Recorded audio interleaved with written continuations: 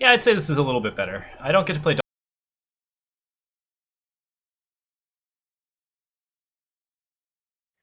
You're watching the Eternal Tournament Series.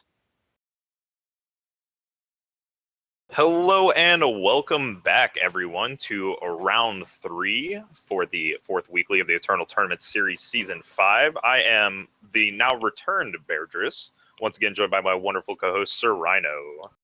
Hello, hello. We are back. We've got, looks like a matchup of teammates here with Elunex that's on a Firetime Shadow mid-range list going up against Thundershot, who's bringing back Elysian Shimmer Pack. Got a few new toys from the set. Not a whole lot changing here, but Shimmer Pack is a deck that's really been around since the start of open beta, ever since Shimmer Pack got slightly reworked, and has always put up decent results. So Thundershot bringing that list here, probably likes how it's lining up with what he's seeing in the metagame. And the notable new cards, and really the only new cards, are Archive Curator, the 1/4 Flying Silence for 4, and Humbug Swarm, which gives you 3 1/1 flyers. There's also a 1 of Amber Ring in the main deck for this Elysian Shimmer Pack list as well. So Yeah, 1 of Amber Ring, definitely an interesting inclusion. I'm curious to see how Elysian, as he termed it, mid-pack, ends up working out for him. It's definitely a deck I don't think a lot of people have played around with a ton since the release of Set 2. So I'm pretty excited to see how it works out. On the other side of the table, we got Elunex, who's on that Fire Time Shadow mid-range deck, as you said. And this deck has a lot of very powerful cards in it. Obviously, we have cards like Sandstorm Titan and Statuary Maiden, Champion of Chaos, an obvious inclusion, Ion the Abductor. Champion of Chaos, while I do say it is an obvious inclusion, it is going to be pretty interesting in this matchup, being forced to hit 3 influence requirements on a 3-drop. Yeah, even at the worst case scenario, it's a 3/3 for 3, which is the same as Ion, right? So it's really just a 3-drop that in the mid to late game can still represent a lot of reach. This deck also has a 1 of ring in Granite Ring, which, if you're not familiar with that, is you can activate it once a turn to give all of your units +1 strength and overwhelm. So I guess that's a way to give your large Mystic Ascendants or Sandstorm Titans, Predatory Carnosaurs some reach in the late game. So we'll see how that plays out. But it looks like this game is underway. Thundershot starts off with the turn 1 Initiative Sands, an excellent opening, which Elunex will respond to with a Torch. Yeah, and that Torch is very strong out of Elunex. For anybody who plays against these time decks that are playing Initiative of the Sands, that's generally a common play, is just a Torch at turn 1, and nice by Elunex to take care of it, since we obviously see Thundershot would have been able to curve into his turn 3 and 4.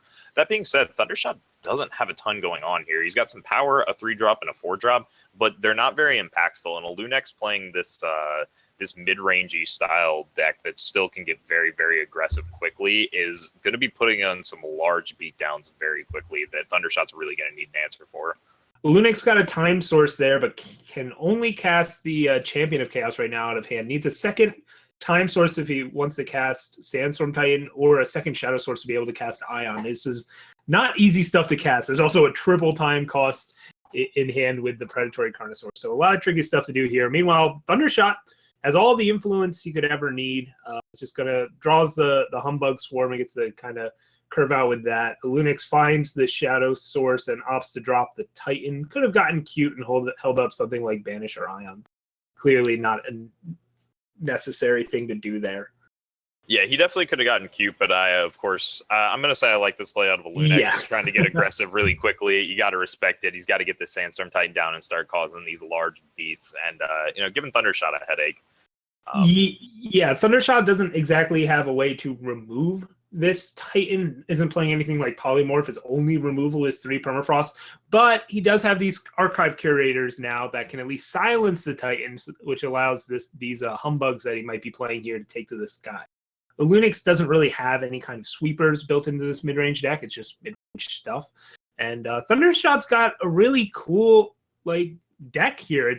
It's got these token producers that Shimmer Pack loves, but at the same time, it's still packing all of the mid-range threats you expect, or a lot of the mid-range threats you expect from Elysian and Sandstorm Titan and Surso. No false prints is kind of the thing you're giving up here in this list to go with this style. Yeah, is he giving up Predatory Carnosaur as well, I believe? Yeah, sure. Yeah, you're essentially going Scouting Party over Carnosaur. It's usually a one or the other kind of thing, depending on what style of Legion you play. In the meantime, definitely fine here.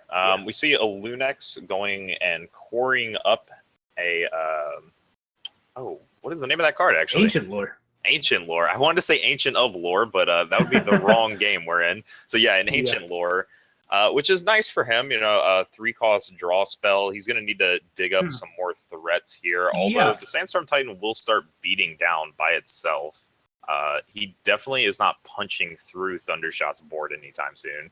It's interesting to see that he opted to not cast Ancient Lore there. It did get reduced in cost. He could have cast it there and drawn 2 cards. Instead, opted to hold up Ion, which means he's really just electing to cast Ion here. I don't think he's anticipating Thundershot A-spacing here, but of course, Thundershot will be doing something close to that because now all of these flyers are back in the. Yeah, and interestingly enough, Thundershot has created a clock in this air with 4 damage coming across a turn with the 3 Humbugs and the Archive Curator, so that's not a tiny clock, really.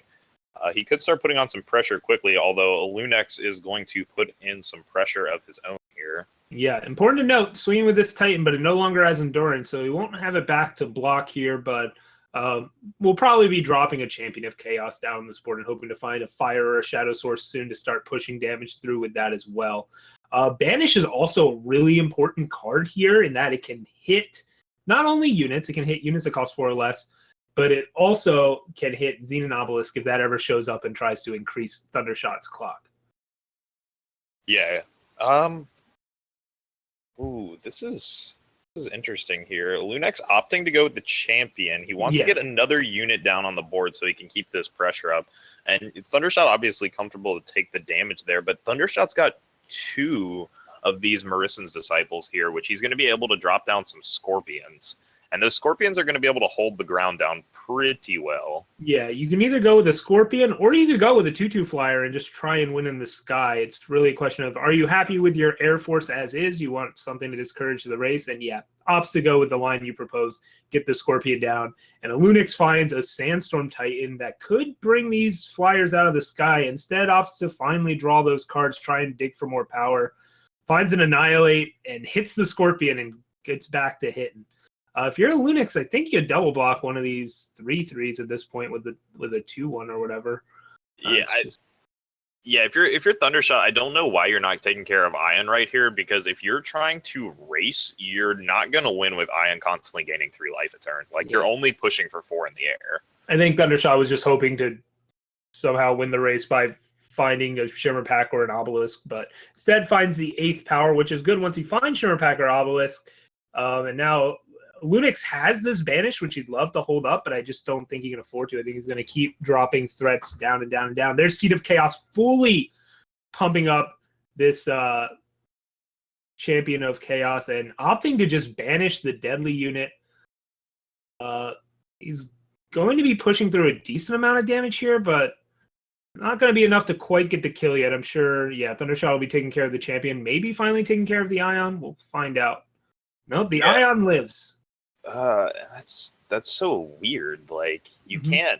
You're never going to win this race with Ion on the board. Like, that Ion should have been dead 2 or 3 turns ago, as far as I'm concerned. Like, until you find a Shimmer Pack and combo off, that's your only out at this point. But if you just take care of that Ion, like, you can afford to chump block Sandstorm Titan every turn and still be pushing in the air. Ion's only gaining 3. It's not that much, but here comes Granite Ring as that finisher we were speculating on.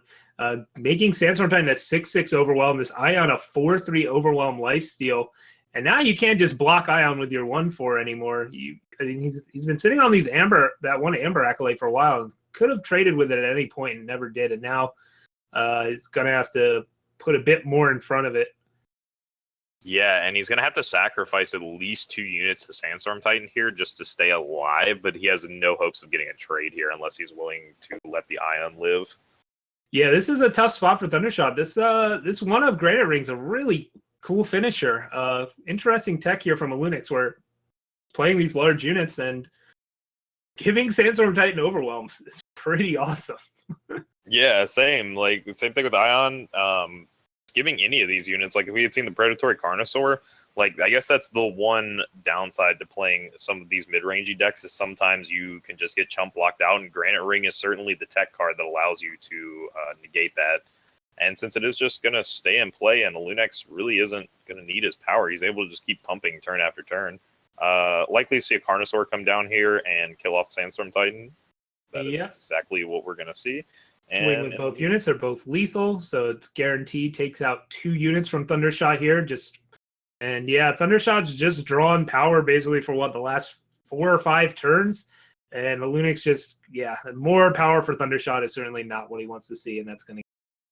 Yeah, 1 more power is going to do it. Elunex taking down game 1 as we're going to move into the players' sideboards.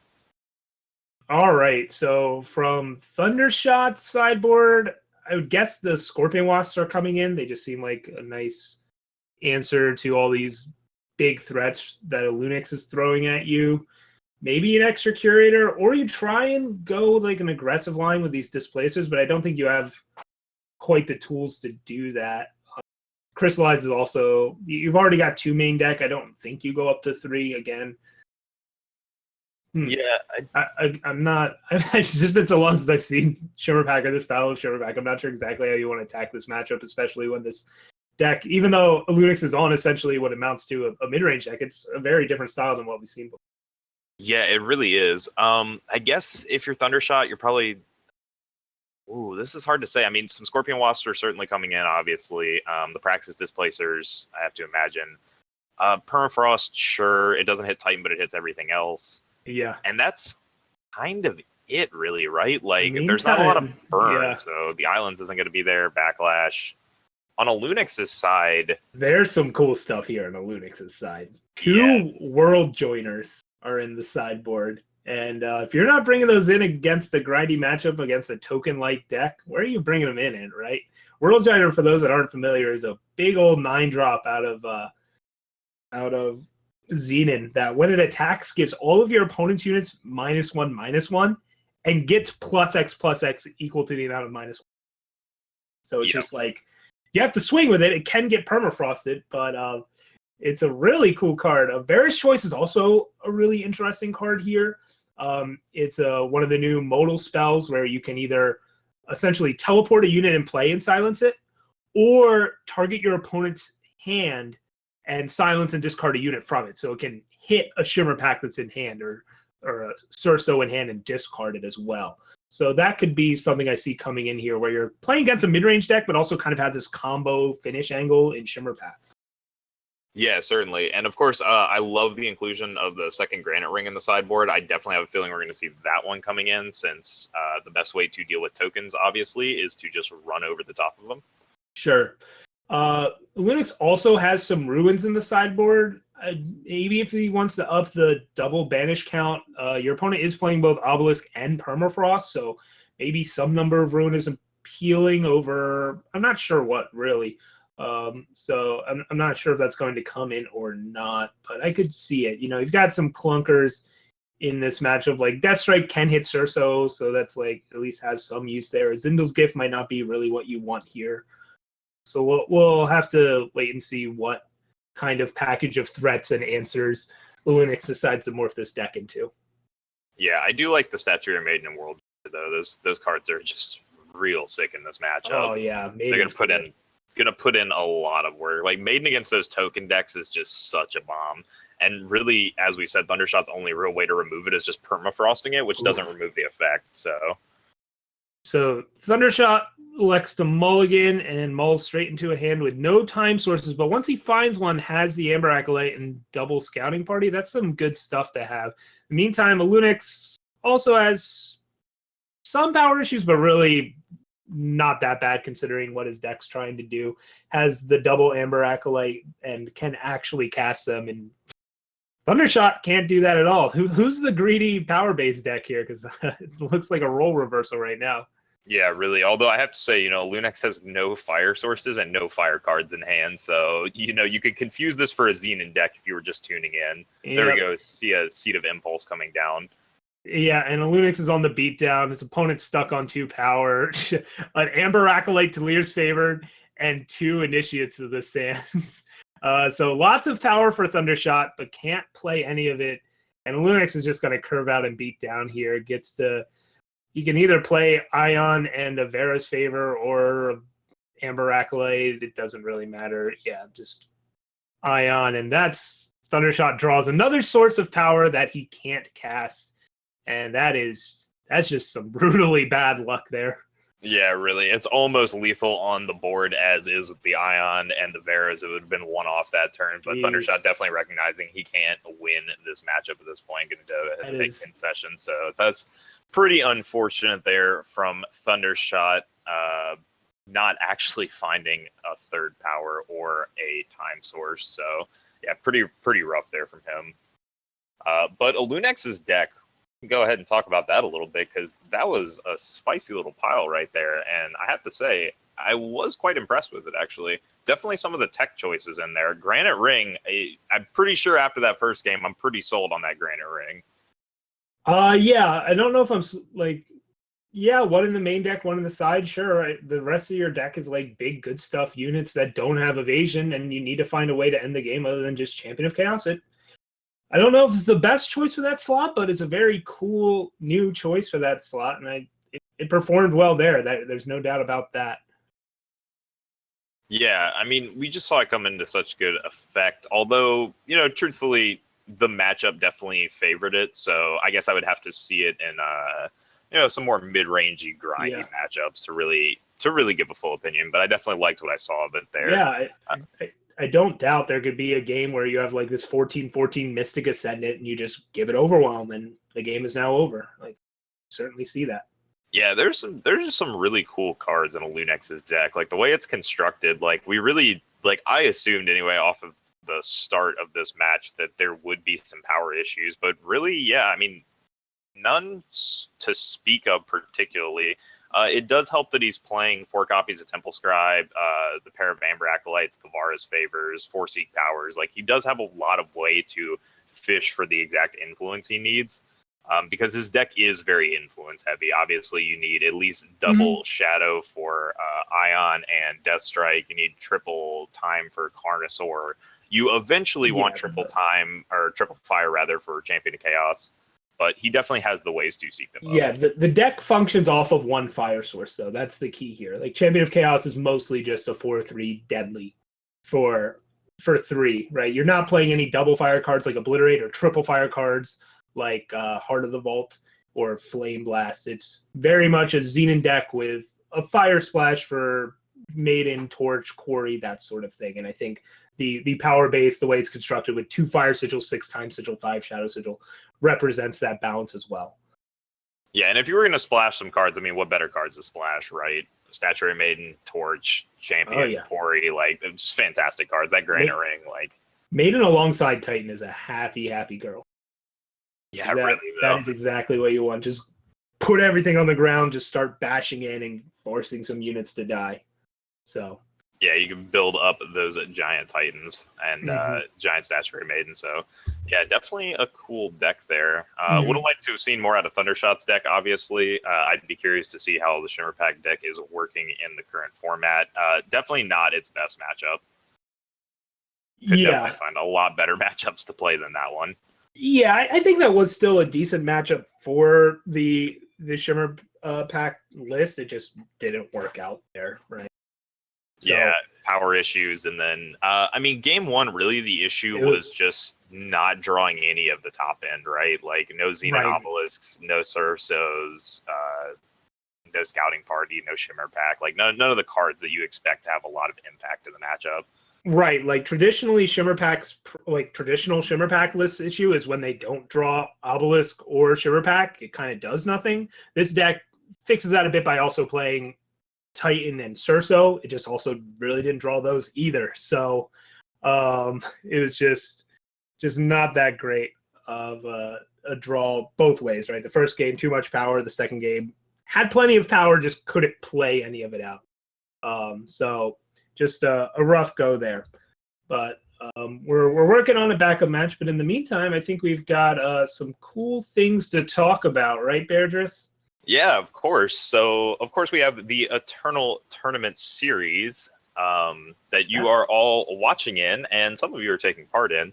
And over here at the ETS, we have a couple of cool things. So the first thing I want to highlight real quick that is unrelated to the Eternal Tournament Series as a whole, of course, but is still a tournament we are running, is the Sunday Fun Day tournament that we have going on tomorrow. Registration for that is still open until 6 p.m. The format is going to have a $100 cash prize, and we are playing only set 2 cards. So excluding power, you are only allowed to use cards from set 2. So we're going to see some pretty interesting deck builds and some interesting archetypes coming out. Should be a lot of fun. So if you want to get registered up in that tournament's going to start tomorrow at 12 p.m. EST, which is at 9 p.m. Pacific time, or your regional equivalent. And the deck registration cuts off at 6 p.m. today. So go ahead and get your list in if you're interested in playing. Yeah, that is 6 p.m. Eastern time. So about 4 hours left still to register. Yeah, so plenty of time. Go ahead and slap your set 2 deck together. Of course, this is the Eternal Tournament Series, which we run a weekly every Saturday for the first 7 Saturdays of the month, culminating on the 8th Saturday, which we run an invitational. Our upcoming invitational is going to be August 26th and 27th, where we should have a $250+ cash prize. If you're interested in playing in the invitational, there are a multitude of ways to qualify. So the first and biggest way that we see a lot of our qualifiers come through is going to be winning or placing second in one of these opens. Like I said, we run these opens every Saturday. So if you're in first or second in one of those, you get an automatic qualification. The next way to qualify is going to be off points. So every match you win in the Eternal Tournament Series gives you 1 point, and we take your 4 best weeks you play in for one season. After those 4 weeks, we add up players' points and invite, I believe it is 16 players, or 14 more players based on points. The last way to qualify is going to be through our last chance qualifiers, which are held on the last Sunday after the 7th weekly. So that'll be coming up in 3 weeks. There will be a Sunday where we'll have last chance qualifier. The top 4 participants in that all get a bid into the Invitational. The Invitational is a 2-day event. As I said, we hold every 2 months with a $250+ cash prize. It is a double elimination format in which we take those 32 invitees, stick them in a bracket, and let them duke it out over 2 days for cash and glory. As well as, of course, we have a 2-day mid-year major and an annual championships. The mid-year major happened in between season 3 and 4. And the annual championships is coming up at the end of season 6. At the end of season 6, we are going to take the top 16 participants based on series points. Now, you earn series points by doing well in weeklies. That is a top 4 in a weekly. First place gets 3 points, second place gets 2 points, and third and fourth each get 1 point. You also earn points based on your placing in invitationals. So we invite the best players in our invitationals, and we invite the best players who just consistently participate in weeklies to participate in our largest events. The annual championships is going to have a $1,000 cash prize pool, which could only be going up. So we're going to be super excited to see how that one turns out. So if you're interested in participating in any of these tournaments, getting a slice of the money or glory for yourself, feel free to show up any Saturday. These are open tournaments, of course, free to register in, as all of our tournaments are. So come on out every Saturday and have some fun with us, and you could get your way into the Invitational or possibly even the Mid-Year Major Annual Championships for, as I said, a shot at the glory. All right. Yeah, that was all the information you could maybe ever want about the ETS. But if you need more, you can go on to aReNGeeternal.com. We're about to dive in to another match that's underway. We've got LocoPojo versus ChibiKawaii here. So 2 players that have actually been in this booth with us before. And we've got something crazy going on here. Just to summarize what's going on in this match, ChibiKawaii has 2 Flamestokers and 2 horns of whatever they're called in play, horn of greed or something. So every turn he's getting 2 5/5s with overwhelm and charge, gaining 6 life, and getting back this Dawnwalker. Been trying to suicide his way to victory, but in the meantime, Pojo's got 2 units that are large enough to block them, so isn't dying and doing Combre things like activating Seraph and having large units. So yeah, it looks like Pojo's finally got this locked up, but he's got to get through 92 life out of ChibiKawaii here in the meantime. So I think ChibiKawaii has a Flame Blast and an Obliterate and is just hoping to find one of those. But in the meantime, looks like Martial Ironthorn activated to clear that large Copper Hall conduit and get ChibiKawaii down to 51, which will go back to 50. No, it'll go back to 60 here, right? You should gain, 63, 69. Yeah. Every unit gets back with Overwhelm, gives them 6 life. So just a wild, awesome game here. Yeah, we got a lot going on in this game here. It does look like LocoPojo is going to take this one though, based on what I'm seeing. He's got a large board. He's got board clear effects, and he has a backlash critically to take care of any of the burn that's going to be coming out of ChibiKawaii that he would hope to end the game with. So this is really just kind of a stalling out game for ChibiKawaii. Do we have what the record of the series is by chance, Rhino? I did have it. Chibi leads 1-0. So if Pojo wins this game, which it looks like he will, we'll be going to game 3 still and get to check this out some more. Yeah, ChibiKawaii is on. Yeah, that is the Shepherd's Horn. So if you're not familiar with Shepherd's Horn, that's a new card here. So it was Flamestoker. These are both new relics. Shepherd's Horn is a 3-cost relic that makes all of your units or all of your cards with Overwhelm cost 1 less. So if you have an Obliterate, that also costs less. And whenever you play something with Overwhelm, you gain 3 life. So he's got 2 Shepherd Horns going, 2 Flamestokers going, and Flamestoker makes an Infernus every turn. So he's getting 2 Infernuses a turn, has 2 Shepherd's Horns, so he's gaining 12 a turn here. But of course, once your opponent has something larger than a 5/5 in play, you stop killing them effectively, and Pojo has that in spades. Here comes another Martial Ironthorn to activate, I guess. Yeah, and it's interesting if Pojo didn't have multiple board clears. I think I'm curious to see. The clock is almost slow enough, I think, that Chibi might have been able to build up that Cult Aspirant very, very large. He would have been getting about +6/+6 a turn there with the Infernuses and the Dawnwalker triggering the Life Force twice. Would have been a lot of triggers going off, but yeah, it looks like Pojo is going to be able to lock up this game. Very fitting, of course, Pojo, one of the fun brewers here, having Nick Detraxian in play. Yeah, I didn't do the math on if he swung with everything, if it was lethal, but he opted to hold. Yeah, he had enough swinging in for lethal anyway. Still hold some units back just in case something weird happened there that he couldn't backlash, and then also not die to the Overwhelm units coming in the next round. So Pojo finally takes out the thousands of life or something that ChibiKawaii drew or gained that game. And we're going to sideboard here for game 3. So let's check out these. Looks like they're doing a little bit more sideboarding here, adjusting some things, figuring out this matchup. It looked like ChibiKawaii took out Grenade and Drones, which he had previously brought in for that matchup, maybe going to bring bigger stuff instead. I don't know.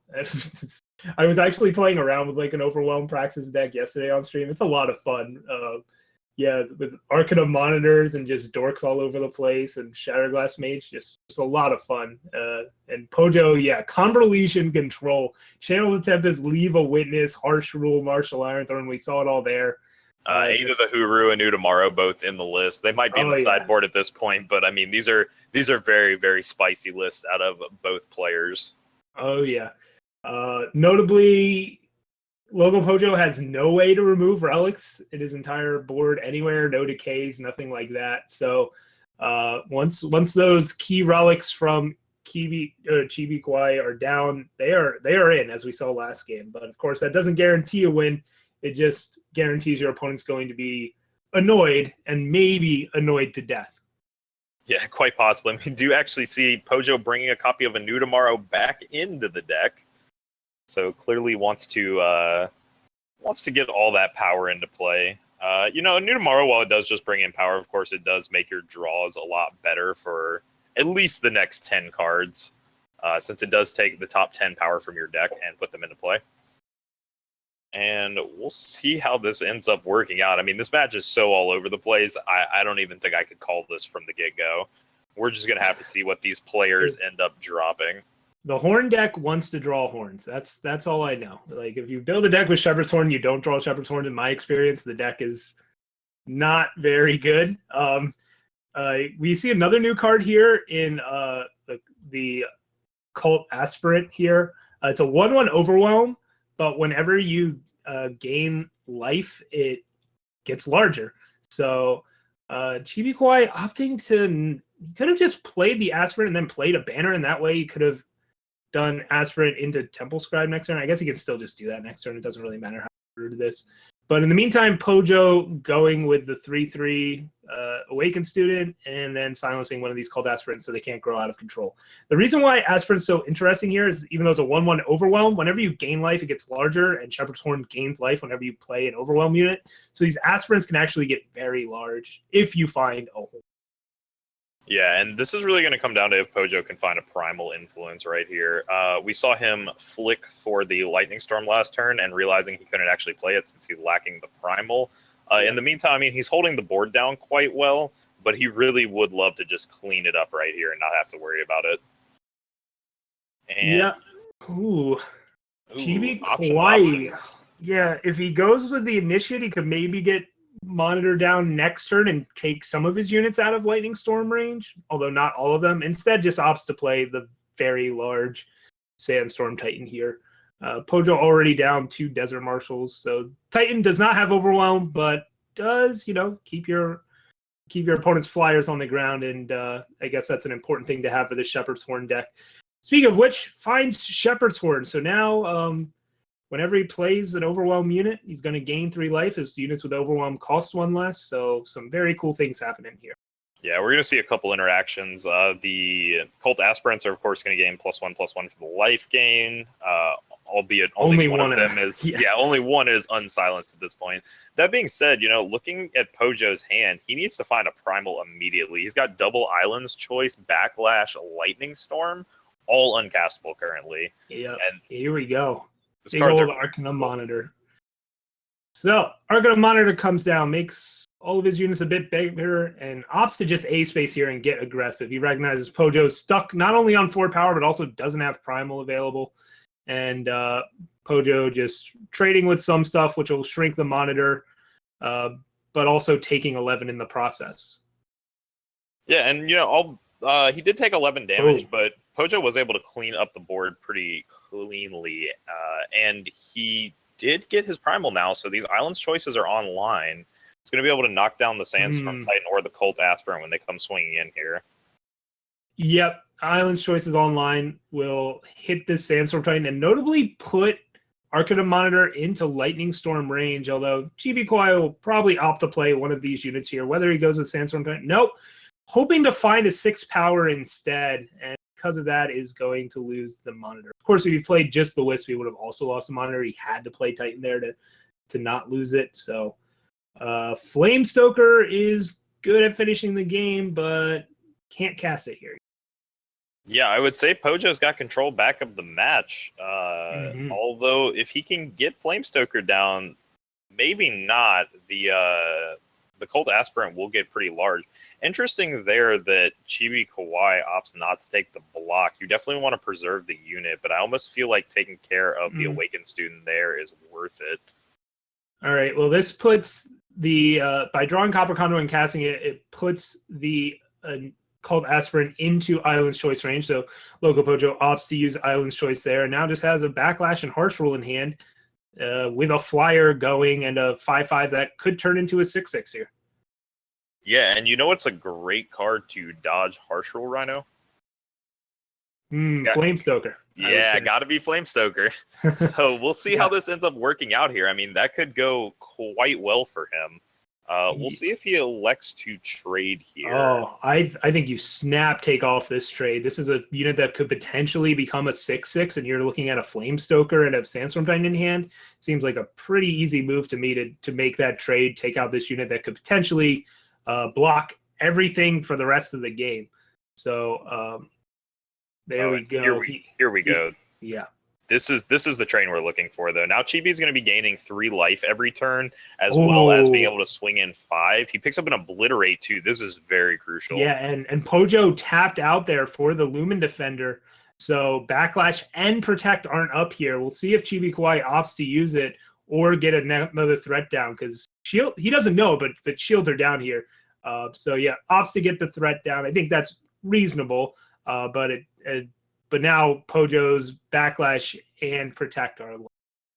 That being said, when Chibi grounds the flyer, it's almost like he doesn't need to use the obliterate since he's going to be gaining 3 life every turn. And now this Infernus is just going to be constantly threatening Pojo. Yeah. I think saving the obliterate makes sense because this 1/5 can trade with an Infernus, but it's not, stopping it from attacking, moving forward. So trying to save the obliterate for something with 6 health makes sense. But instead he opts to just do it there because if he does kill the Lumen Defender, then you can also swing with your Sandstorm. Yeah, as soon as that goes down, he will be in a great position. And Pojo not looking fantastic right now. He does find a Seraph, though he's quite a few powers short of actually being able to activate it. And in the meantime, these Infernuses are just going to keep beating down here, and eventually Pojo is going to have to make some trades. And this Friendly Wisp was a great pickup from Chibi. He's going to be able to put that down and trigger it next turn off of the Infernus coming in from the Stoker. Yeah, Pojo's in an awkward spot here, especially once this Wisp comes down, because if he opts to harsh rule the board next turn, he's guaranteed taking 5 damage. So it's a tough spot to be in. We'll see what kind of block Pojo makes. Opts to take it. So once Pojo takes this damage, then the coast is clear to play this Friendly Wisp for ChibiKawaii. I mean, they've got to either essentially silence it if they want to deal with it, because if they harsh rule, they're dead. So Pojo can't harsh rule here. So this Friendly Wisp is going to draw 2 cards. Yeah, and it's looking really bad for Pojo here, I have to say. I'm not sure what his win con is at this point, looking at his deck list, because these Infernuses are just going to keep beating. He needs to find a very large unit is what he needs. Right. He needs to basically find a Mystic Ascendant next turn, play it, empower it, and use Protect on it, that kind of. So he is not dead yet. He has blockers for these Infernuses that are showing up, but a second Flamestoker is really going to put on the pressure here. Oh, man. Ooh, and an Arcana Monitor. Oh, Arcana Monitor might. No, that's not lethal here. So Flamestoker into Monitor next turn looks to be the setup I would do if I'm ChibiKawaii here. Like that means next turn you're gonna have 2 6/6 overwhelms or something. Yeah, plays the Flamestoker, bashes in again, knows Pojo has to block here. Interestingly enough, you could have done, because it has Overwhelm, you could have done like Monitor plus Torch and tried to sneak in lethal there by assigning the damage, but it wouldn't have quite worked out. Instead, Seraph Lotto hits a Rhino Hunt Pack, but looks like Monitor plus Torch is lethal here. LocoPojo is tapped out. Yeah, this is going to be bringing it down very quickly. Arcana Monitor coming in. Oh, this is just brutal. Yeah, there's no way around it. Pojo doesn't have the blockers. He's just going to be going down here. So ChibiKawaii is going to take the series 2-1 with his very interesting Praxis deck that he built. This Horn Stoker deck is just very, very interesting, Rhino. Yeah, that was really cool. All right. Okay, so yeah, good games there. A lot of fun. And it's Horn plus, geez, yeah, that was sweet, man. Shepherd's Horn plus Flamestoker, just putting on the pressure on Pojo, and he can't stand up to it. Yeah, the Stokers, that was just super cool, I have to say, out of ChibiKawaii. They're very, very impressive. Just multiple Stokers, and like I said, it's very strong against the decks that are looking to play Harsh Rule and build that type of board. Oh yeah. Flamestoker is hard to interact with. It's a new win con for, I guess, control and mid-range decks and fire, right? We haven't seen many control or mid-range fire decks, but with stuff like Flamestoker, Groundbreaker, and Heart of the Vault, things like that, fire's getting some new angles to attack with in this. Yeah, it's very, very cool. I mean, we get to see all types of different decks here, and we'll see if Chibi can make this work. I like the name too, Overwhelmingly Praxis. That's a cute little name right there. Yeah. Yeah, it's just got a lot of very, very cool interactions there. Very good use of Arcana Monitor too. A promo card that we hadn't seen a lot of play with until now. Yeah. Yeah, very, very cool. Again, the deck looks great when it has like the horn and is going off with that. The issue is always trying to figure out what the deck does when it doesn't draw horn. And just trying to jam as much good stuff as you can into the deck around that seems like a good policy to have. I was playing Play to Goliaths in my version, and that was a lot. I like overwhelming warp cards. So, but people will keep playing around with this deck moving forward, and I'm really interested to see what it can do. Obviously, it did something really cool there in that match. Yeah, we'll see if we see any more waves that ChibiKawaii will be making with that deck in the coming rounds. But for the time being, we're going to take a short break, folks, as we queue up our round 4 matchup. So stay tuned. Do not go anywhere. We will be right